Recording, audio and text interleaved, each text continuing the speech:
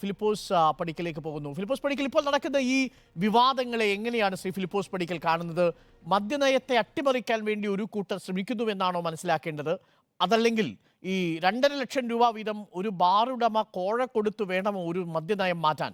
ഈ നിങ്ങളെപ്പോലെയുള്ള forum four better സ്പിരിറ്റിലെ അംഗങ്ങളെ സംബന്ധിച്ചിടത്തോളം ഡ്രൈ ഡേ ഒഴിവാക്കുന്നത്, രാത്രി 12 മണി വരെ കച്ചവടം നടത്തുന്നത്, ഇതൊക്കെ വളരെ പ്രധാനപ്പെട്ട കാര്യങ്ങളാണ്. പക്ഷേ അത് ഈ രീതിയിലാണോ ഈ ചർച്ച പോകേണ്ടത് ശ്രീ ഫിലിപ്പോസ് പടിക്കൽ?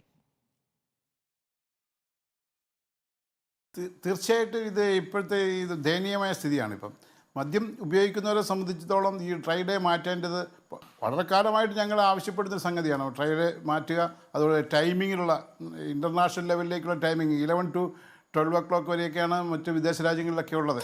അതൊക്കെ ഞങ്ങൾ വളരെ പ്രാവശ്യം ആവശ്യപ്പെട്ടിട്ടുള്ള കാര്യങ്ങളാണ്. അത് സർക്കാർ ഇത് കൊണ്ടുവരുമ്പോഴത്തേക്ക് വളരെ നിസ്സാരമായ ഒരു കാര്യമാണിത്, വളരെ നിസ്സാരമായ. കാരണം 12 ദിവസം വന്നു കഴിഞ്ഞാൽ ഒന്നും ഈ ലോകമൊന്നും ഇടിഞ്ഞു വീഴാൻ പോകുന്നില്ല. അത് അന്നത്തെ ദിവസം മദ്യം ഉപയോഗിക്കുന്ന ആൾക്കാർ വളരെ വില കൂടുതൽ ചിലവാക്കിയാണ് മദ്യം വാങ്ങിച്ച് കഴിക്കുന്നത്. എല്ലാവരും കഴിക്കുന്നുണ്ടെന്ന്. സാമ്പത്തിക സ്ഥിതി ഉള്ള സാധാരണ മദ്യപാനികൾ തലേദിവസമേ വാങ്ങിച്ചു വയ്ക്കും. അവർക്കറിയാം നാളെ ട്രൈ ഡേ ആണ്, അതുകൊണ്ട് വാങ്ങിച്ചു വയ്ക്കും. അല്ലാത്തവരെ അന്നത്തെ ദിവസം കഴിക്കണമെന്ന് തോന്നുന്നു, അല്ലെങ്കിൽ വളരെ പെട്ടെന്നൊരു ആവശ്യം ഒരു ആഗ്രഹം വന്ന് കഴിക്കണമെന്ന് തോന്നുന്നവർ വളരെ വലിയ വില കൊടുത്ത് ബ്ലാക്കിൽ വാങ്ങുകയാണ്. അതും വിദേശമദ്യം ഈ കിട്ടുന്ന ഇന്ത്യൻ മെയ്ഡ് വിദേശമദ്യം എന്ന് പറയുന്നത് വളരെ ഈ മിലിറ്ററി കോട്ട അങ്ങനെയുള്ള കാര്യങ്ങൾ അതിന് വ്യാജ മദ്യമാണ് അവർ വാങ്ങുന്നത്. അത് കിട്ടാത്തവർ മറ്റ് ലഹരിയിലേക്ക് പോകുന്നുണ്ട്.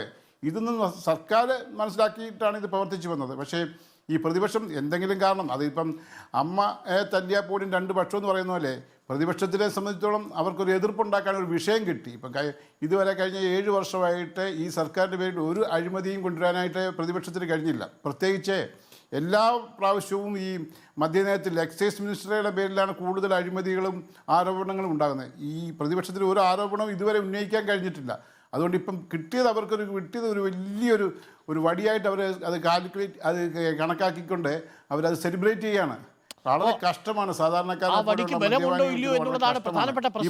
നേരത്തെ ഇപ്പോൾ CPM സഹയാത്രികൻ അഡ്വക്കേറ്റ്